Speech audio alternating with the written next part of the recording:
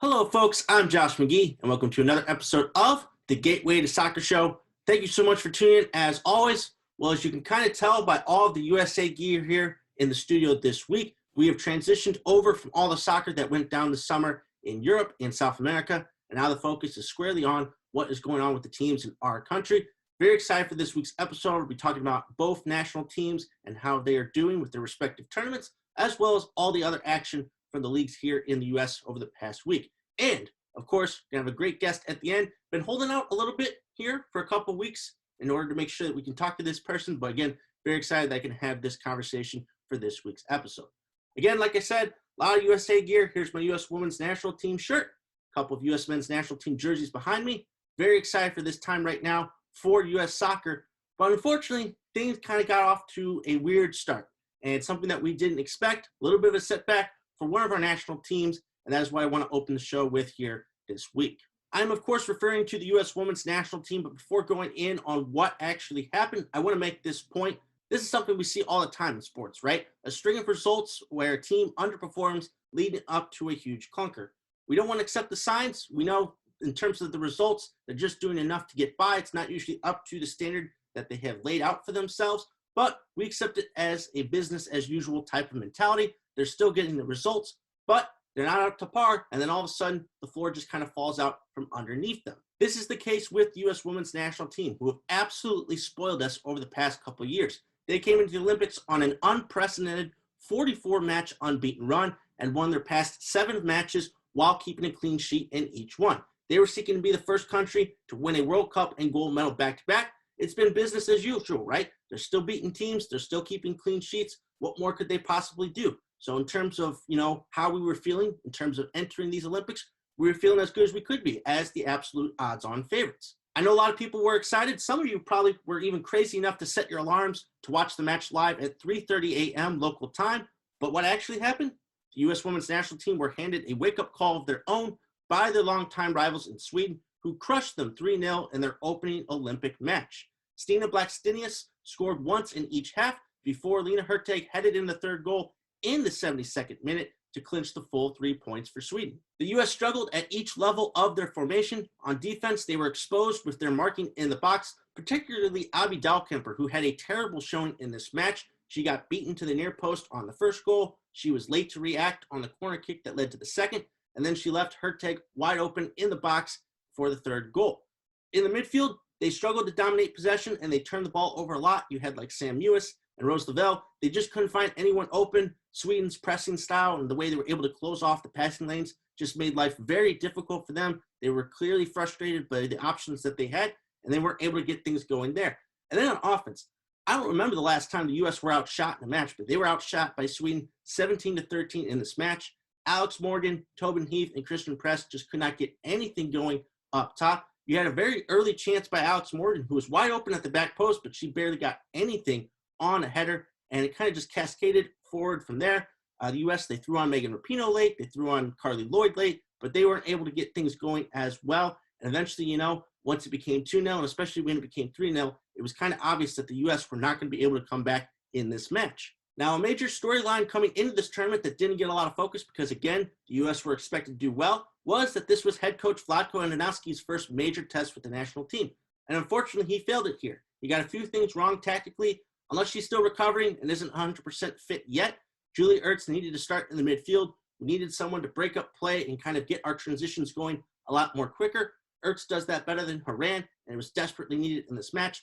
I thought Megan Rapinoe should have started as well. I don't know what she's done to kind of earn that spot on the bench. Her creativity and her service out wide was desperately needed as well. But really, at the end of the day, whatever starting 11 the U.S. put out there should have been able to beat Sweden, right? Now, it could not have been pretty. Obviously, Sweden are one of the best teams in the world, but still, the U.S. have the talent that they can beat anyone, and they should have been able to find a way with whoever they started to win this match. Now, like I talked about at the beginning of the show, with the benefit of hindsight, a performance like this has been coming for the U.S. Women's National Team. Despite racking up the wins, they've been unconvincing at times, or they've taken too long to get going against lesser competition. You can kind of go back to the beginning of this year at the She Believes Cup with that 1-0 win versus Canada. There were a lot of nervy moments in that match. If Canada, I believe Christine St. Clair didn't play in that match. If they had someone like her up top to finish some of the chances they had, The U.S. could have lost that match. You could see it a little bit during this summer series against the likes of, I think it was Portugal, against Jamaica. They just took too long to get things going. Defensively, of course, yes, they were keeping clean sheets, but the competition they were playing, it just wasn't up to par with what could have threatened that defense. They obviously dominated possession in those matches. Here, they barely had enough possession, right? I think it was 52 to 48% in terms of possession versus Sweden. So that's obviously a little bit of a change. It's a much tougher task going up against Sweden. And then, of course, on the offensive end, going up against the tougher defense, the fact that they weren't finishing chances off through the entirety of those matches against lesser opponents, it was obviously going to make things difficult here against one of the best teams in the world. Now, there are different levels as to the reaction from fans and critics around the world to this loss by the U.S. women's national team. Some have been criticizing their effort and mentality. I'm not going to go there. I mean, they're professionals, the best team in the world. They simply lost to a very good team, right? They didn't show up. They didn't play at their best. And when you don't do that against a really good team, it's going to cost you. And that's what happened here. They didn't execute. I'm not here to chastise them about their effort, about their character, but I don't want to hear any excuses, right?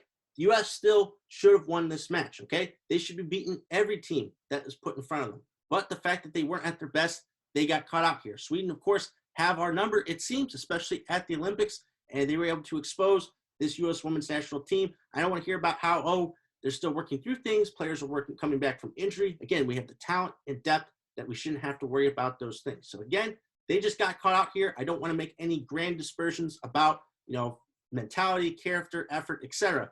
Not here to do that. But in terms of making excuses for this loss, again, this team is better than that, okay? I don't want to hear anything about that, but they were just simply caught out by a really good team here. Now, of course, that's been a lot of negative talk. There's got to be some positivity to this, and there is, in fact. Historically, the U.S. can recover from this. In 2008, they lost their opening match at the Olympics to Norway 2-0, and they went on to win the gold medal. Go back to the 2015 World Cup. They were unconvincing at the start of it. Of course, they went on to win the whole tournament. So again, the U.S., they have the talent, they have the depth, and they have the coaching to be able to overcome this. If you're going to lose a match, it better be the opening one so that you have time to recover. Again, looking at the group and how things are set up, the U.S. still have a very good chance of advancing in some capacity. However, the reality is the U.S. women's national team are in last place in their group currently, which is just a staggering statement to make. This weekend, they face New Zealand, which is a team that they should beat. However, depending upon the result in the Australia versus Sweden match, Australia may only need a draw in their final group stage match versus the U.S. in order to advance out of the group. There's a real possibility now, because of the loss to Sweden, that the U.S. Olympic campaign could end before it truly gets going. In the end, if you want my honest opinion, I remain confident that the U.S. are going to advance out of this group. It may not be at the top anymore, but if you're looking at a percentage chance, I would still say I'm well over 90% confident that the U.S. are going to advance out of this group in some capacity. However, this was a sobering reminder as to how much the world has improved in the sport over the past few years, and that the U.S. can't afford to show up with anything but their best if they want to move further on at the Olympics. So those were my thoughts on the opening match at the Olympics for the U.S. women's national team. I expect a definitive response versus New Zealand this weekend, and then we'll go from there. Now, while the women had a tough start to their campaign, the U.S. men's national team are currently flying high at the moment. They clinched the top spot in Group B this past week and have advanced to the knockout stage at the Gold Cup. We already talked about their first match versus Haiti. They followed that up with a dominant 6-1 win over Martinique behind 2 goals from Daryl DK. And then they wrapped things up with a testy 1-0 win versus Canada after Shaq Moore scored the fastest goal in U.S. men's national team history after just 20 seconds. They weren't really able to get things going for the rest of that match, but they were able to hold on and keep a clean sheet. Their next match, they will face Jamaica at the home of the Dallas Cowboys on Sunday. So it was kind of a tale of 2 matches here for the U.S. Obviously, the competition was much different. Martinique, not one of those CONCACAF world powers. They were able to get things done, liked the system there, liked all the guys that played. You saw DK, who was very successful with his 2 goals. You saw Matthew Hoppe get his first chance up top. And again, the 3 at the back, wing back type system for the U.S. has been working at this tournament. It's been a nice development so far, and to see what they've been able to do there. I think Shaq Moore has took that wing back position and has run with it, and it's nice to see him get this opportunity. Before his injury, Walker Zimmerman's been doing great. Of course, he's been paired with Miles Robinson, and it's nice to see James Sands get some time here these past couple matches. And depending on this injury to Zimmerman that he picked up versus Canada, we're going to have to see going forward, Sands might have to step up even more. Again, yes, would have been nice to get more offensive opportunities versus Canada, but I liked, kind of pairing DK and Zardes up top. You want to get all of your best players out there on the field, and then working together is a nice little combination there. So going forward, in terms of what to expect from the U.S., Jamaica, it's going to be a little bit of a tougher opponent. Of course, there's previous history at the Gold Cup versus this team. But still, I like what the U.S. have been doing. And again, with this particular system that they've been working on from head coach Craig Berhalter, I'm very excited to see going forward what they can do. I expect them to beat Jamaica. I think it'll be kind of close. We've seen that here with some of their matches. But the defense has been impressive so far, only conceding once through 3 matches. I think that's what's going to lead them here to another victory over Jamaica. But still, I've been impressed with a lot of the players here. We at the Gold Cup for the U.S. men's national team. A lot of guys getting some opportunities that they haven't had before. Again, very excited going forward, hoping to see them take this all the way to the final. In terms of the other matchups in the quarterfinals at the Gold Cup, some really interesting ones going forward in terms of how the tournament is going to shape out. You've got Qatar versus El Salvador, 2 of the more surprise teams here at this tournament. Both have been very good offensively. That's going to be a tough one to call. I mean, you've seen kind of Qatar score goals in bunches, but El Salvador have had a couple of impressive wins, and they really pushed Mexico to their limit in that final group stage match. So very exciting matchup there. Then you've got the big one, right? Mexico versus Honduras, 2 of the top teams in CONCACAF. Mexico found a way to take that top spot in Group A with a 1-0 win over El Salvador. So it seems like they're back on track just a little bit. This will be a tough task for them versus Honduras, but I still expect Mexico to win this match. Then you've got Costa Rica versus Canada. Canada, they've found a way to get to this stage, even though they don't have Alphonso Davies. They're not at full strength, but this is going to be a tough task. I expect Costa Rica to win this one. They found a way to beat Jamaica in their final group stage match to take the top spot. Again, I would expect them as kind of the outsiders to the U.S. and Mexico who could potentially challenge and make that Gold Cup final. So I would expect them to win that. For the U.S., if they're able to beat Jamaica, they will face the winner of Qatar versus El Salvador. Of course, obviously, El Salvador, a very familiar opponent for the U.S. That's actually going to be their first World Cup qualifier. So that'll be a little bit of an interesting matchup there. But still, I think going forward, that presents maybe even a little bit of an easier matchup than what Jamaica could throw at the U.S. here in this next match. But still, very exciting times. The Gold Cup has been very entertaining, much like Copa America. It's been on at night. You can relax, kind of, catch up with everything that's been going on.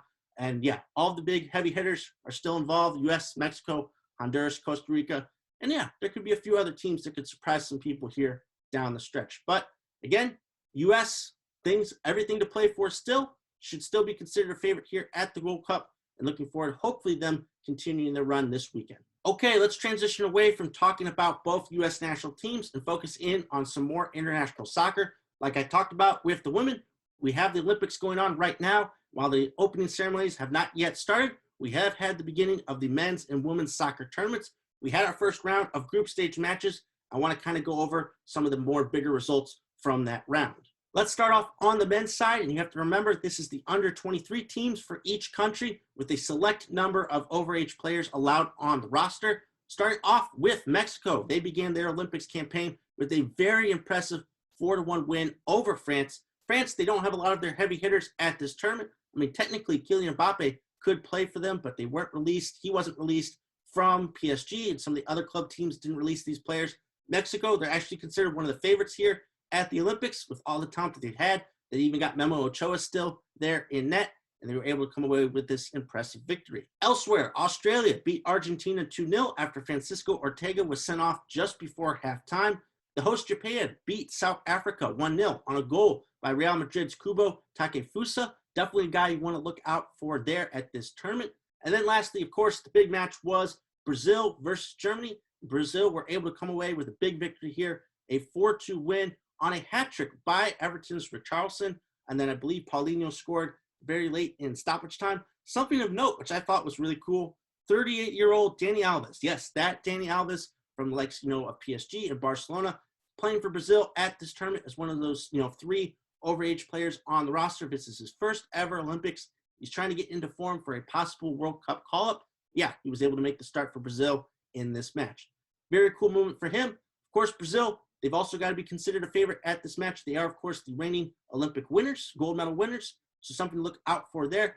Nice little bit of round here to starters at the Olympics for these teams. Again, a lot of young players that you want to keep an eye out for since this is the under 23 teams for each side. But yeah, definitive victories for Brazil, Mexico, some of the other teams here at this tournament. So again, going forward, very excited to see some of the younger players for each of these countries compete at the Olympics. On the women's side, remember, there are no restrictions, so this is truly the best of the best. Also in the USA's group, Australia beat their rivals New Zealand 2-1, with Sam Kerr getting on the scoreboard in that match.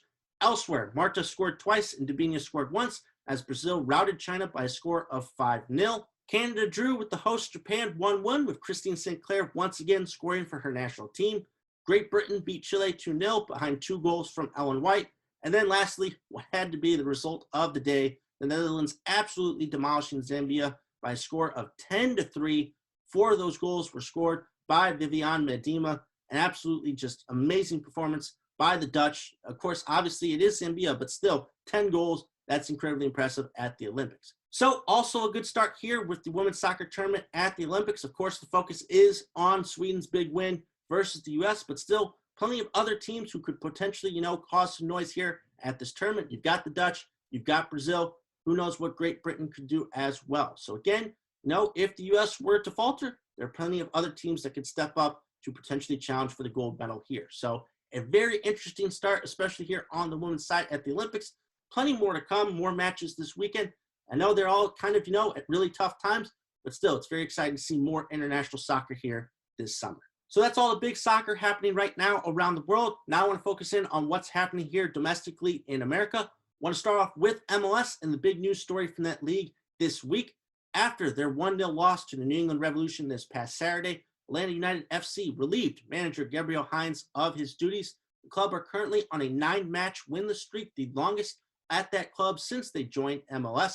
There's also been some reports from multiple different outlets that the MLS Players Association filed a grievance on behalf of Atlanta's players, citing several violations of the CBA concerning training and rest. So unfortunately, some of these stories that have popped up, like Heinze basically, didn't provide a training schedule with the necessary amount of time, didn't provide enough rest to the players, even withheld water from them at some point. Some of this typical, old school BS that we're still trying to get out of sports. Sounded like he really was tough on his players. The results really showed. He had a row with their star player, Joseph Martinez, who kind of was trading away from the club at one point. This was a huge mess. Something needed to be done. Something had to stop the slide. And here it is, this decision to relieve Heinze of his duties. Atlanta, man, they have really fallen off. Of course, champions a few years ago of MLS. And since then, obviously, after the loss of Tata Martino to Mexico, things have just gone downhill ever since. And they haven't been able to find a manager who can really, control all the big personalities on this team and lead them back to the top of the Eastern Conference. So this is definitely something to watch out for. Atlanta making this huge decision, trying to see if they can stop this slide they are currently on. As far as action out on the pitch, this was a crazy week in MLS. Let's start with last weekend's results. You had FC Cincinnati blow two-goal leads in their 5-4 loss versus CF Montreal. You guys should be watching FC Cincinnati matches because you're never going to be bored. You're never going to be disappointed. They just somehow find a way to keep doing this. They blew a 2-goal lead versus Columbus Crew, a couple weeks ago. And here they do it twice versus Montreal. They just cannot seem to get organized. I mean, Brenner scored twice in this match. The offense has looked great these past couple weeks, but the defense, lots left to be desired, unfortunately, there for Cincinnati. Then you had Columbus Crew get a big goal from Lucas Celerayán. Seems to happen every week, actually, as they were able to beat NYCFC by a score of 2-1. Josie Altidore scored in his return as Toronto FC drew 1-1 with Orlando City SC. Then you had Nashville SC crush Chicago Fire FC by a score of 5-1 behind the fastest hat trick in MLS history from Ani Mukhtar. Very impressive accomplishment there as Nashville were really able to take it to Chicago. Then lastly, Minnesota United FC beat Seattle Sounders FC by a score of 1-0 to end the Sounders' 13-match unbeaten streak to start the season, which was the longest in MLS history. This was also Minnesota's first win versus Seattle since joining MLS. So a very impressive accomplishment there for Minnesota, finally able to exercise some demons and beat Seattle. This was Seattle's first slip-up. Of course, they've been dealing with a lot of injuries, especially up top to some of their forward players. And finally, they got caught out against the Minnesota team that has improved since that bad start to the season. So again, it was a very big week here in MLS, some crazy scorelines, some impressive results along the way, and that kind of led into the midweek fixtures. Most of those matches ended in draws, highlighted by a 0-0 decision between Columbus Crew and Nashville SC. High-profile matchup there in the Eastern Conference, but no goals between the two sides. But there were still some impressive wins here in midweek. You had NYCFC hold on for a 1-0 win versus Montreal. You had Portland Timbers beat LAFC 2-1 on on a 93rd minute goal. Then lastly, you had New England absolutely crushed Inter Miami CF by a score of 5-0. Miami have not scored in 7 of their past 10 matches. A lot of problems going on right now with that club. You can obviously question first-year manager Phil Neville, but in terms of the roster construction, there's a lot of holes, a lot of problems with it. They haven't even had to deal with those sanctions that are coming from that earlier investigation in the year. So the problems are only going to get worse. Knowing how that club operates, it's very likely that we could see a big, move or impact decision here coming up soon. But still, a lot of problems there. We'll see if they can find a way to get out of it. But yeah, still some impressive results from both conferences in midweek. As far as this weekend is concerned, we are getting another nationally televised match. Atlanta will be hosting Columbus tomorrow afternoon on ABC. Elsewhere in the Western Conference, Minnesota will play host to Portland. Then on Sunday, we've got a really excellent slate highlighted by the likes of New England versus Montreal. You've got expansion buddies NYCFC versus Orlando. And then lastly at night, we've got Seattle hosting Sporting KC, the 2 top teams there in the Western Conference. So again, another big weekend coming up. Always great to see more nationally televised MLS matches, especially on the big channels like ABC or Fox. Some really good matchups there, highlighted by that Seattle Sporting KC matchup. So again, another excellent weekend coming up here in MLS as we continue on here this season this summer. Okay, let's talk about the NWSL, and let's start with the results from this past weekend. Like I've been talking about on the show, it's all about who can deal with the loss of the international players right now who are currently playing at the Olympics. One of those teams who is struggling without those players has to be the North Carolina Courage, who lost to the Houston Dash by a score of 2-1. Shea Groom was able to score in this match for Houston. Elsewhere, Midge Purce scored the decisive goal in New Jersey New York Gotham FC's 3-2 win versus the Washington Spirit. I should also point out Trinity Rodman was able to score in this match as well for Washington. You also had the Chicago Red Stars beat OL Reign by a score of 3-1. And then lastly, Portland Thorns FC were able to retake the top spot in the league by beating the Orlando Pride by a score of 2-1. So some big results from this past weekend in the NWSL. Again, it's all about having to deal with those absences. You see teams like Orlando, like the NC Courage, struggle to deal with them, while you got a team like Portland who has enough squad depth that they were able to overcome them, at least for this weekend. So again, we'll have to see going forward who does the best job of that. As far as this weekend is concerned, a couple of good matchups that I'm interested in. You got Houston hosting Portland. Houston's been on great form lately. And of course, Portland, they are the top team in the NWSL. You also got Gotham FC versus Chicago Red Stars. Chicago has been improving over the past couple of weeks as they finally get healthy. And of course, Gotham have been one of the better teams, coming over from the Challenge Cup and entering into the regular season.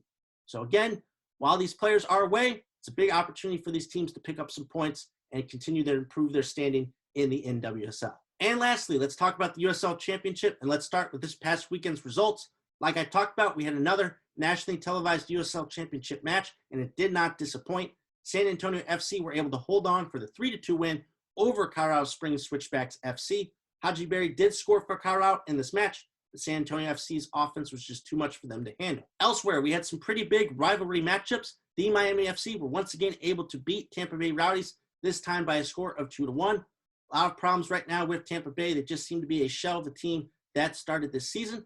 You also had Oklahoma City Energy FC finally pick up their first win of the season versus their rivals FC Tulsa, beating them by a score of 2-1. Then lastly, 2 of the top teams in their respective conferences, Rio Grande Valley FC Toros and Orange County SC, faced off, and Rio Grande came away with a very impressive 2-0 win.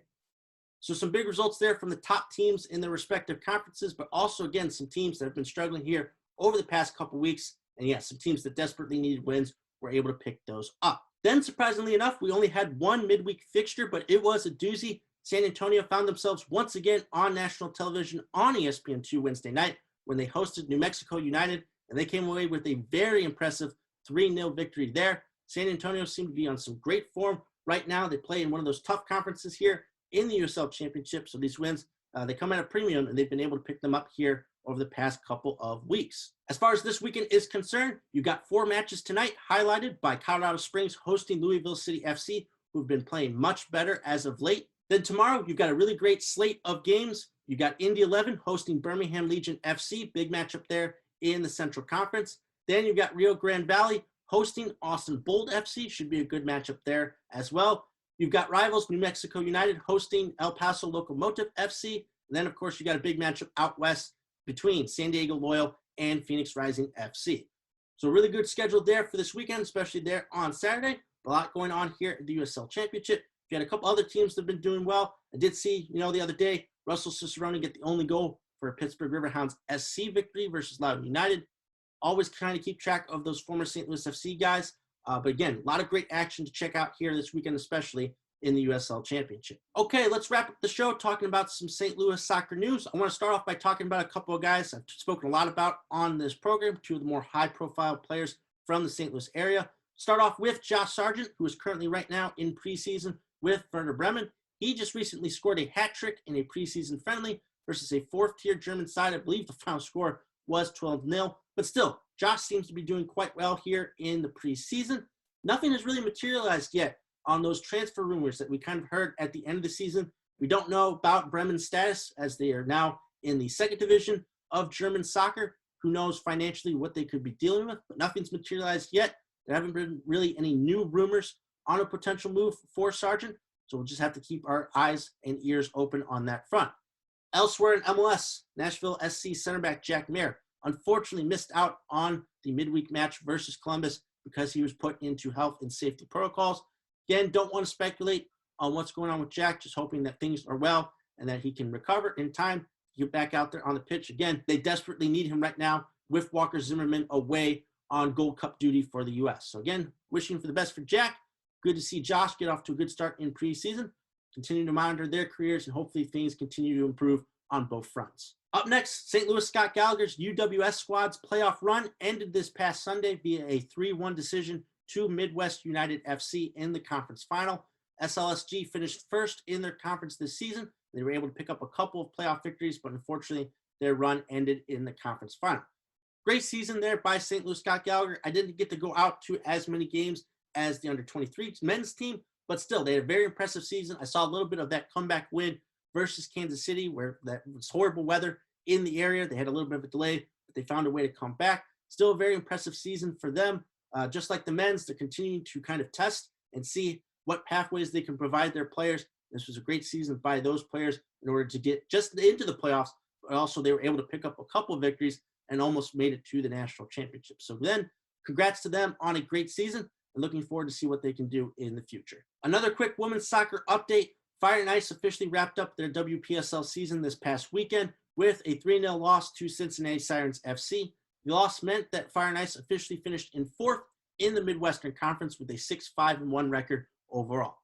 So despite the finish, it was still a really good season for Fire and Ice. They were able to get it, through it all. There was a lot of injuries, a lot of other mitigating factors, but still, they had a lot of impressive victories on the way. It was still really cool to get out there, their past home match, and see that 1-0 finish with the last kick of the game by Sarah Foley. So again, still, there was a lot of positives to this season. Hopefully, they can come back next year and have an even stronger finish. So I realize I'm a little bit short on the St. Louis soccer news this week, but that is where my guest comes in. I wanted to talk to him a few weeks ago, but he let me know he had a major career update that he couldn't say anything about until it was made official.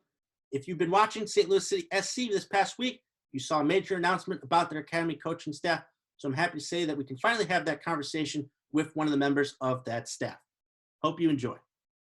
Well, I'm excited to be joined by this week someone who is now a member of the St. Louis City SC coaching staff at the academy level and who is formerly of the St. Louis FC Academy. Happy to be joined by a good friend, Luis Swisher. Luis, how are you doing, man? I'm doing good, Josh. Thank you for the opportunity. I appreciate it, man. Once again, want to say congratulations on your new adventure, joining with the academy staff there at St. Louis City SC. Just real quickly, talk to me a little bit about how the opportunity came about. Oh, well, I would say like a month and a half or something like that. Obviously, the club from St. Louis City first got in contact with my former club, and they reached out, saying that there was an interest on bringing me aboard. But I think that speaks highly as well about the St. Louis City, the way and approach, and yeah, then we started with the conversations after, in this case, St. Louis FC Gallagher let me know with the news about that City was interested in bringing me to the staff. So excited and happy for the opportunity, obviously, because there's always an opportunity of growth. Obviously, my main objective, as always, is trying to work in a professional environment. I think it was great times and good as well with San Luis FC Gallagher. My last 3 years, but unfortunately, obviously, not having a first team after they folded the franchise almost 8 months ago. So obviously, the direction of some of my goals kind of changes. So I thought it was a good opportunity for me to keep growing at the end. Like I said, one of my ultimate goals is to be part of a professional team and being on a professional setup. And I think San Luis City is bringing me, giving me that opportunity for maybe in the future. So I truly want to expand upon that just a little bit, because in terms of your coaching career and coaching path, sometimes you have to take a completely different way to get to where you want to go in terms of this industry. You just never know. But I want to ask you to expand upon that a little bit in terms of your thought process. You just said, this is the right step in your career to make this jump. But has this always been the case in terms of, you said professional club, but have you always wanted to, work in MLS? Have other leagues kind of crossed your mind? Or is this kind of playing out as you would have hoped? I mean, there's always that's like I said, the final goal is to be, obviously in coaching in a professional team in either a first division, which in this case is an MLS, or it could be a USL team as well. But the reason that I moved 3 years ago as well was looking forward to, in the future, having that opportunity when I was in San Luis FC Gallagher. And like I said, there's always the path is, we're like the players. It's always changing, and it's always, but at the end, the goal doesn't change. The ultimate goal doesn't change for myself. I still wanna be part. I wanna be involved and become a head coach at the highest level as possible. It's something that I have it as a dream, as a goal after I retired playing professionally. So, and I miss that environment as well. So, unfortunately, in San Luis FC Gallagher, I never had the chance of had an opportunity in the 3 years that I was there. But I think it was an opportunity for me to grow, an opportunity for me to learn, and it's okay if it doesn't happen. You always need to be ready for the next step. So definitely it was a stepping stone, because that got some interest in the people from San Luis City to bring me aboard. I mean, among a lot of coaches here in the area, which I think there's a lot of good coaches in the area, and even out of the state. And I got the opportunity to be selected, and that's just a privilege for myself from being selected. So like I said, the same capacities in my role now at City, what I was doing in the past. But yeah, there's the ceiling is higher, and the opportunity to grow obviously is bigger. So that's the reason I have no doubt in accepting, obviously. And then the other thing it is that in this case, Lutz knows and understands, and believes in people that wants to grow within their careers, and I was clear since the beginning that that's one of my main goals, and I know it cannot happen, or it could happen. At the end, it depends on myself, and it just depends on trying to keep doing the things correctly, doing a good job, and then time will say. But definitely, I will not change my dream or the way that I think in order what I want to accomplish of my biggest objective, that is one day being, in a professional level. Very cool. So let's get now to your job itself.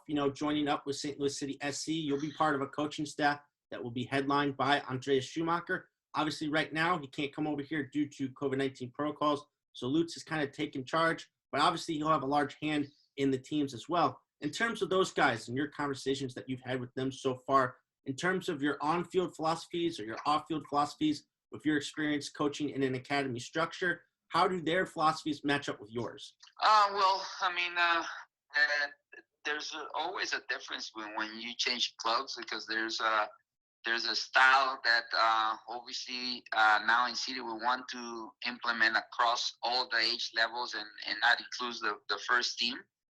Uh, at this point, Luz has been mentioning a lot the way that we want to do things and we want to create. And our game model, what we're building and what we want to, obviously, definitely. I mean, not because there's only an opportunity of getting into that setup, like I said, of getting an opportunity and a role. I think it is important as us as coaches as well, if we really match the style of player, the way that some clubs play, not only because there's an opportunity, but definitely one of the reasons that I got attracted is because initially we want to be a super attacking team and trying to, always looking for the opposition's goal and not being super brave in what we do. And I think that's one of the things that we want to implement, and I do believe in that. I like my teams in the past to be super offensive and to be trying to always that now the whys and how you're going to do it obviously is going to depend, and it could be finding the different ways, and I do see a lot of similarity in the way of thinking with their philosophy, with what my philosophy is as well. We want to be as much as aggressive as possible in the four different moments of the game, and that also adding to even in the set pieces. So all those little details, I think definitely I see myself. I will never get I think that's one of the most important part, like I said at the beginning of a coach, is if there's not a style that doesn't match up with why we're there, why we're here, right? So not because I need an opportunity, I will take it if I'm not aligned, or I'm not in the same line as what the club wants. So super pleased what we are building and what we want to implement, and yeah, looking forward. So in terms of, what you bring to the table, obviously you bring a lot of coaching experience and former playing experience as well. And this is a really diverse group of coaches with all different experiences. And a lot, of course, have been doing stuff here in St. Louis. But you obviously recently just coached in MLS Next, which is where St. Louis City SC will be opening. So in terms of that previous experience, I don't want to say that you have a leg up on all these other coaches, but it's got to help you a little bit knowing that while you're jumping to a different club, you're still going to be in the same league that you recently were just coaching, right? Yeah, the league doesn't change. Obviously, I've been coaching. I would say this is obviously MLS is my second year because the league is new.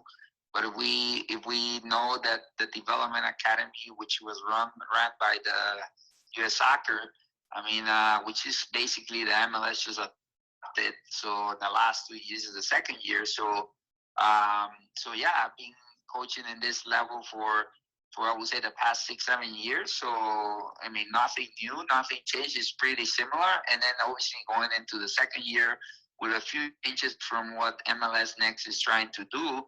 But super familiar with the structure and everything else. And I got no doubt compared. I respect all the platforms that soccer in the U.S. But I still think that MLS Next and the DA is where the best players are. Some coaches and other staffs can disagree depending on which platforms I have no doubt, because I coached in the past in different platforms, so I have no doubt about what I think in regards of that is the best exposure for the players. And then definitely, obviously, this is my first time under MLS professional umbrella, so which didn't in the past with probably younger players, but when I was in Red Bulls, but now it is obviously more closer to the highest level and closer to the first team level. So yeah, excited as well to be working with new staff. To be fair, it's like you said, a lot of diversity. We're enjoying our times. I'm enjoying my time. It has been so far so good with the experience with the rest of the colleagues. My team is in this case about the staff and what we're building, what we're planning, and yeah, super excited when when at the end of August the MLS kicks off, and hopefully we can, like I said, we can do something really special here in San Luis City. So let's step away from City just quickly for a little bit, because you've had a really busy summer. Before this, of course, you were still with St. Louis FC Academy, and you were able to, of course, lead your under-19s to the MLS Next Showcase and the MLS Cup. There were a couple other, age levels from the St. Louis FC Academy at the showcase. Talk to me a little bit about your experience there and how it went from your perspective.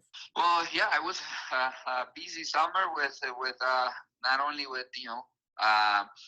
kind of moving up to city, but also with my past responsibilities with my last club. I think I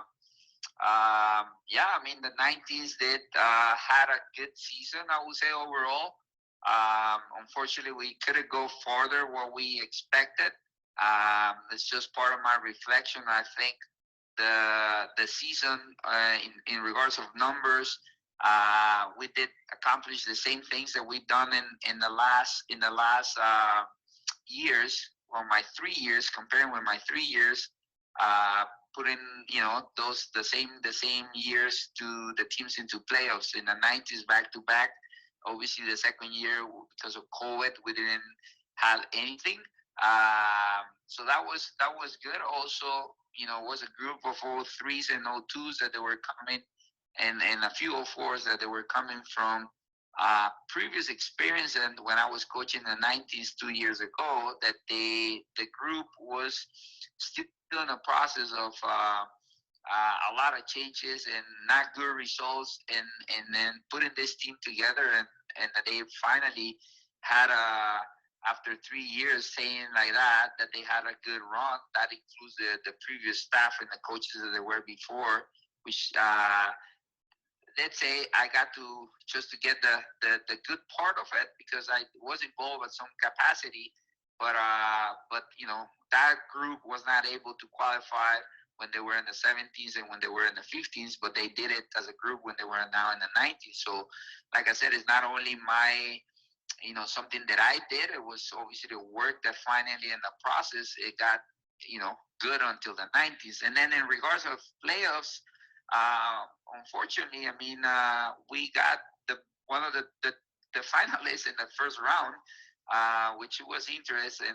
When I did my research approach and video analysis and everything, and this is this is a reality. I did said to the group that the finalists will be someone from our conference, and either the team that we will play is either them or us who will go to the final. And that's what happened. The team that was, and we had an unfortunate in the first round, we have them, and then we lost that game. It was the only game that we lost, and then they were in the final with the Chicago Fire, and the Fire is a team that I predicted that they were in our conference, and they won the championship of the 90s. So I wasn't far from what I said at the beginning, and the next thing was we still played 2 games versus, because that was the structure of the playoffs. So you receive the teams that they were going on the different rounds disqualified like that. So the teams that they were disqualified in different rounds, we got good results versus them, good performance as well, and it was like super huge difference. So we beat them 4-0 and 5-1. So that just kind of says that unfortunately I wish we could have one of those 2 teams previously, so we could go farther based on the format of the qualifying, right? So, but like I said, it was overall. So that just gives us a little bit of framework that we play, unfortunately, one of the finalists in the first round. And if we had someone else, I mean, this is just obviously it could happen, but it didn't happen. But with the reference of some of the data and our results, I think we could have go farther. But like I said, it doesn't matter. At the end, I was super pleased, not only because of how far we got, also because, like I said, the group wasn't having great results, not great performance in the past. and they were able to come together with a good season. And the most important, as always, more than the championships, for me, it is the good relationships with my players. That they leave, they got a good exposure to go to different colleges, and so we got like 8 or 9 players that are going to the D1 schools, and at the end, that all those game situations that we train over the season, they were reflecting on every weekend. So on a good percentage over. So at the end, that's for me, that's 2 things that are super pleased and happy that it happened. So I think then that's an interesting point to kind of end it on here with this last question, because you go from developing kids and getting them ready to, go to colleges and stuff, to now developing, academy level players into professionals, right? With your new job with St. Louis City SC. I know obviously you've had a hand in a lot of different academy systems. You had a hand here in St. Louis for quite a few years. City has been adamant that they want at least one, if not more than that, players from their academy system to be in that first team as soon as possible. Obviously, we're a couple of years away from that first season, but along that pathway, Luis, in terms of being a part of that process and getting these players ready to potentially move up to the first team, how confident are you in the system that has been put in place that you guys will be able to accomplish that relatively quickly? Well, I mean, that's a good question, and also it kind of answers what you asked me before, right? Why in terms of the philosophy, and if it matches the way and everything that city is, and with what my philosophy and everything else, and at the end, that's what we want. That's what Lutz wants as well. It is to place young people into that first team in 2023. I mean, our jobs into a professional environment and the way that we do things. I do believe that it's our goal. Not only, obviously, we want to win, we want to get good results, but at the end, it is the long term in regards of player movement into the first team. I mean, it is super pleased to see people, and in this case, players that they go from them since they're U14s, and they go all the way to the to the professional level. I mean, that's another satisfaction for a coach. That happens when it happens. So definitely, it's something that we're looking forward. Soon, there's gonna be a developmental league, which is gonna be obviously like an MLS2, as you may know, in January. So it's gonna come quick, and yeah. And I mean, the idea is to move 7, 8. If we can move more to that developmental squad, and in a year, hopefully. I mean, you don't know. I mean, the goal is the minimum, obviously, at least 1, but hopefully we can put 3, 4. I don't know. That comes to obviously the connection with what the players do on their own development, and also the impact that we do as coaches to put them into the right direction and to accomplish their path. In this case, they want to become professional, right? So we'll see. Time will say, and at the end, that's part of the results that we see as coaches. The amount of players that they succeed into the next level, and going to that as well goes with my philosophy. My goal is always to put my players in a different level every time that they go away from me. So like I said, I have many players in the past years that that there are a few of them even playing professional now, that they were 1 or 2, 3 years, and that you can make an impact on them, and that's a lot of reward for us as coaches.